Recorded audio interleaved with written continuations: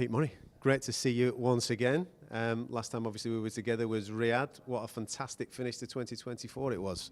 Yeah, no, it was a great year, 24. But we're now opening up 25. We're opening up a new market, Dubai. It's really an incredible experience to usher in a sport into a region, but a city like Dubai. It's world class.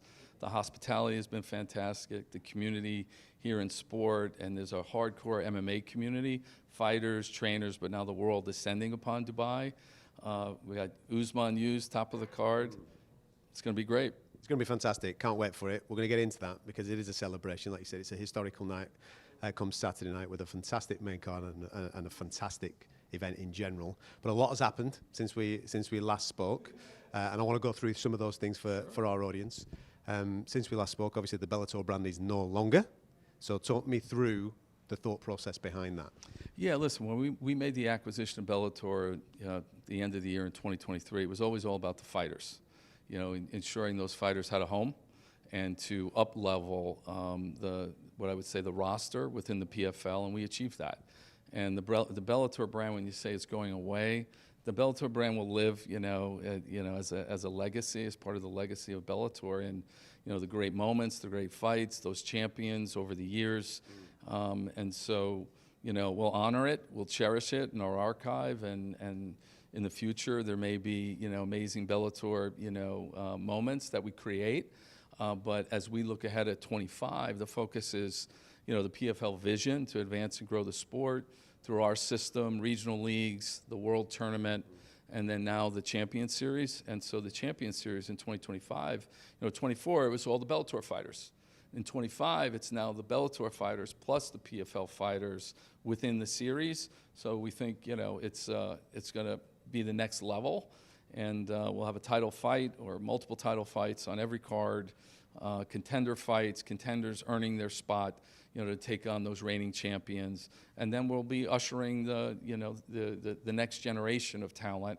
And what I like about the Champion Series, it gives us flexibility. So we have our World Tournament, in 25, where we announce single elimination, 8 divisions, and that's a structured format. But within the series now, we're not limited to the weight classes on these cards. We can really have fun with it, so it plays a role. But it is the next level. So those World Tournament champions, like Dakota, is a great example. Dakota, she became the PFL Europe champion. We then challenged her. She punched her ticket to the PFL Global Season last year. She ran through it, earned her way to PFL Global Season 2024 champion. And we looked at her goals, as well as what we were building with the Champion Series.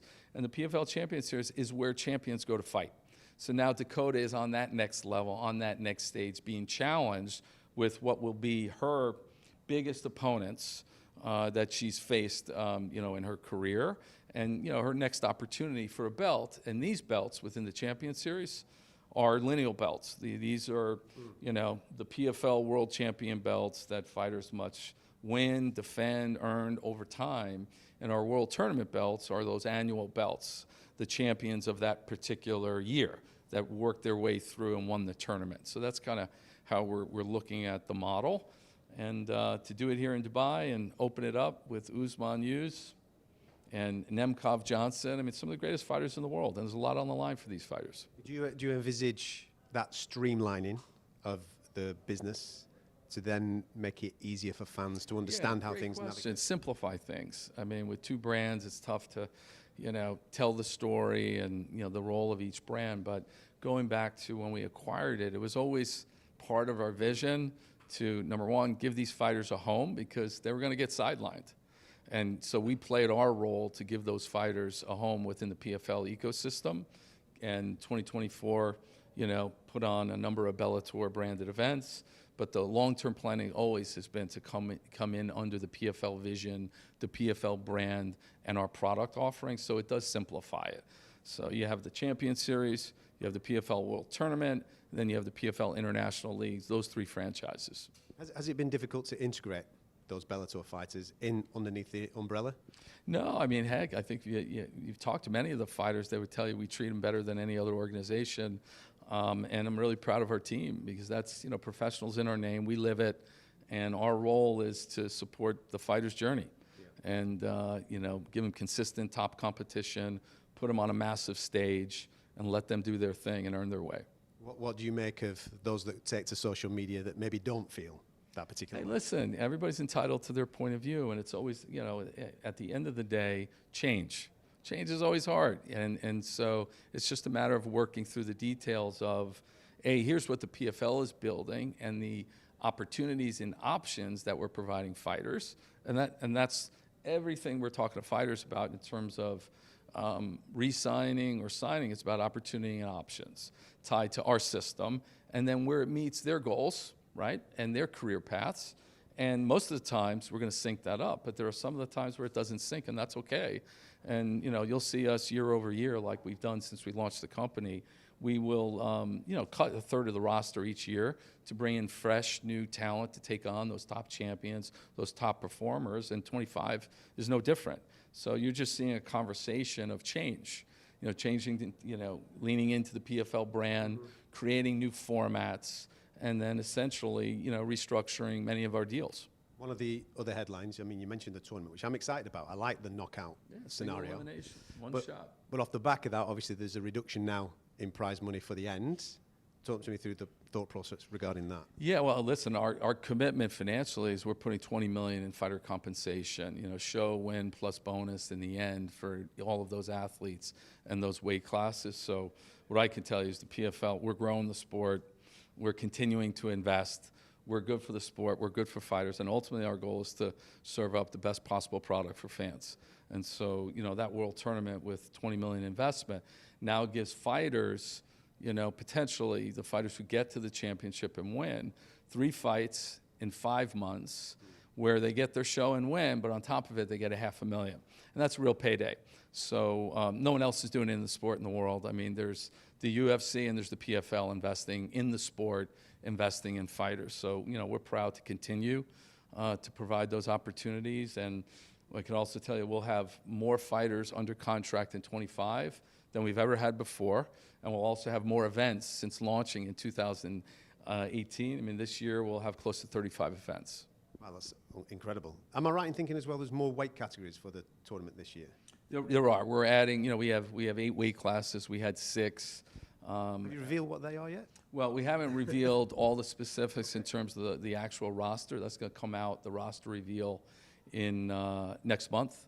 And then, weight class by weight class, we'll be sharing the 8 fighters in each. And believe me, there's a lot of drama behind the scenes because you force rank fighters. So, the incumbent fighters that we have within the PFL ecosystem, new fighters who want to get in, and, the guys are in rooms every day, sweating, if there's 2 spots left in each weight class, who should it be and why? And, it's not only their fighting credentials, but, fighters from around the world, different countries as we build the affinity. So it's a fun process behind the scenes. You mentioned territories as well. Yeah. Big plans for 2025. Obviously, we've been extremely excited in Europe about what has happened with the European scene, and we're loving that and the rise of British fighters. How about Lyon?